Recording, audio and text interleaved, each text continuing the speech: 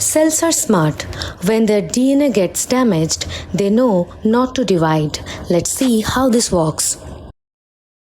DNA damage is like a red flag, signaling trouble ahead. The cell responds by calling in a team of proteins starting with ATM or ATR. These proteins are like the first responders to the damage. Next, Chk1 and Chk2 kinases join in, adding a phosphate to the transcription regulatory protein p53 of the MDM2 p53 complex. Normally, MDM2 keeps p53 in check by marking it for destruction. But when p53 is phosphorylated, it becomes active and stable. MDM2 can't bind to it.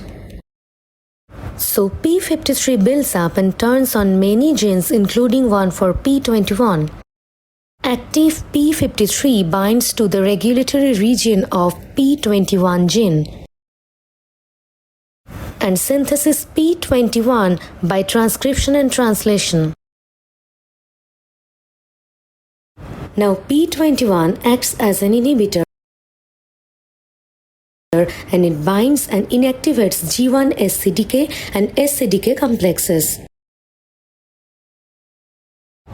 They stop cell cycle right in Chk1, preventing division.